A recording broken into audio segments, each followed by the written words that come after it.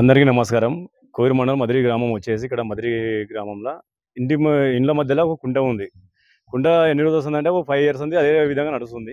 కాకపోతే ఈ మధ్యలో వర్షాకాలం ఎక్కువయ్యి కొంచెము ఎక్కువ వాటర్ రావడం జరిగింది. ఈ అధికారులు చెప్పి ఎవరు పట్టించుకుంటారు. ప్లస్ ఎంపీడీఓ ఆఫీస్కి వెళ్ళినాము. అయినా పట్టించుకుంటారు. చిన్న చిన్న పిల్లలు ఉన్నారు ఇక్కడ. ఈ 5 ఇయర్స్కి ముందు ఒక పిల్లాడు పడి చనిపోయాడు. అయినా కానీ ఎవరు పట్టించుకోలేరు. కాకపోతే ఈ వాటర్ వేరే దిక్కు మలిపి వేయాలనేవి ఛాన్స్ ఉంది, కానీ ఎవరు పట్టించుకోలేరు. కాకపోతే మళ్ళా విలేజ్ సెక్రటరీ చెప్పడం జరిగింది, పై అధికారులకు చెప్పడం జరిగింది. అందరూ వచ్చి చూసిపోయారు, కానీ ఎవరు నిర్ణయం తీసుకుంటలేరు. అధికారులు మీరు కంప్లైంట్ చేయమని చెప్పారు, చేస్తామంటారు కానీ వచ్చి చూస్తారు, కానీ అందరికి వెళ్ళిపోతారు. బడ్జెట్ లేదు. మళ్ళా ఏమన్నా పైపు లైన్ ఏమంటే బడ్జెట్ లేదు. మళ్ళీ ఈ రోడ్డు, ఈ దారి ఉందా, ఈ దారికి అసలు పోనీకే వస్తలేదు. అసలు ఎట్లా పోతున్నాం మనం ఇంటికి? పోతలేము. బైక్ ఒక 1/2 కిలోమీటర్ అంత దూరం పెట్టి నడుచుకుంటూ వచ్చి పిల్లల్ని పెట్టుకొని పోవాల్సిన అవసరం. మాయరావు సార్కి చెప్పినాము. చెప్తే ఆయన ఏమనంటే ఇంత ముందు వచ్చి ఫినిషింగ్ చేపిస్తామని చెప్పిండు. దీనికి కుంట ఎంత ఉందో అంతకు ఫినిషింగ్ చేపిస్తామని చెప్పిండు. మళ్ళీ ఆయన రాలేడు. మళ్ళీ లోకల్ లీడర్ లెవెల్ ఉంటే అసలు వస్తారు, చూస్తారు, వెళ్ళిపోతారు అంతే. పిల్లాడు ఒక 8 ఇయర్స్ పిల్లాడు ఏ విధంగా ఆడుకుంటూ వచ్చి అలా పడిపోయాడు.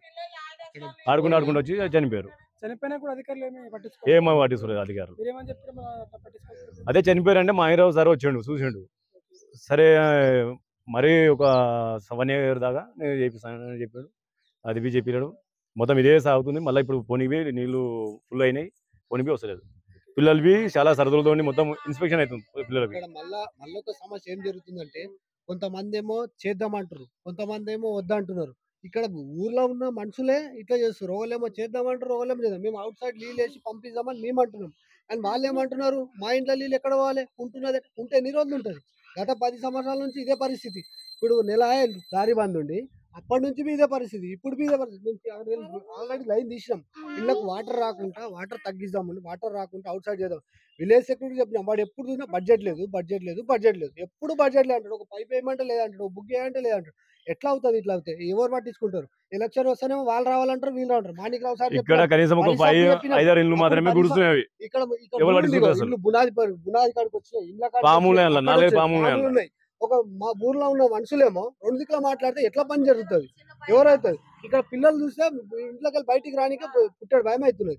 ఎవరు బీచ్ చేస్తలేరు. అప్పుడు పరిసాబ్ ఉండే, మాణిక్రావు సార్ ఉండే, అప్పుడు పిల్లాడు చనిపోయాడు. ఒక ముస్లిం పిల్లాడు చనిపోతే చెప్పినాం అనేది ఫెన్సింగ్ చేస్తామని వేయలేరు. ఈ నీళ్ళు అనేటి అక్కడ అవుట్ సైడ్ చేస్తే ఇంతగానం పరిస్థితి ఉండదు. దీన్ని ఖచ్చితంగా అధికారులు పట్టించుకొని ఖచ్చితంగా దీన్ని మూడిపై ప్రయత్నం చేసి అందరికి మంచి చేయాలని చెప్తున్నాం. ఎంపీడీఓ మేడం కి ఆల్రెడీ ఇన్ఫర్మేషన్ ఇచ్చాం. ఆల్రెడీ సర్పంచ్ కి చెప్పిన. సర్పంచ్ ఏమన్నాడు అంటే, రండి సర్పంచ్ ప్రయత్నం చేస్తున్నాడు. కొంతమంది అటు చేస్తున్నారు, కొంతమంది ఇటు అంటున్నారు. ఆడియో దగ్గర పోదామండి, ఎంపీడీఓ దగ్గర పోమండి రండి అని పొద్దునవి చెప్పిండు. ఇంకా వేరే వాళ్ళకి చెప్పినాం, చూస్తున్నారు పోతున్నారు. ఎట్లా అవుతుంది? అట్లా ఎట్లా అవుతుంది? ఇట్లా అయితే ఏం చేయాలి? ఏం పరిస్థితి? వర్షాకాలం వచ్చిందంటే కనీసం 2 డిప్పర్ల మట్టి పోయమంటే ఎవరు పట్టించుకుంటారు అసలు.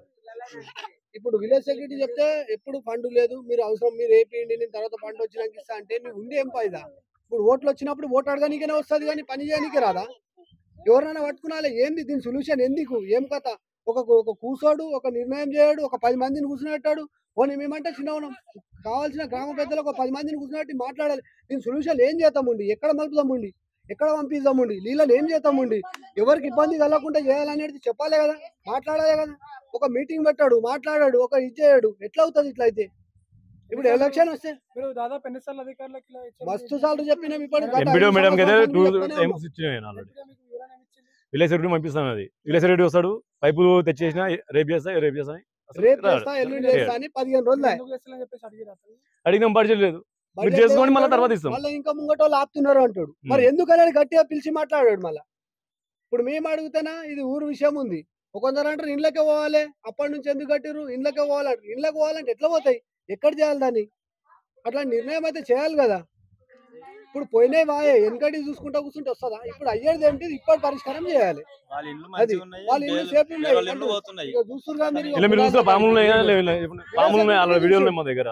ఎంపీడీఓ సార్ చెప్పిండు మోటార్ పెట్టి కాల్ చేపిస్తా అన్నాడు. అది మోటార్ పెట్టాడు, ఇది కాల్ చేపియాడు. ఇక్కడ ఇప్పుడు పిలిస్తే రాకుండా రావట్లేదు.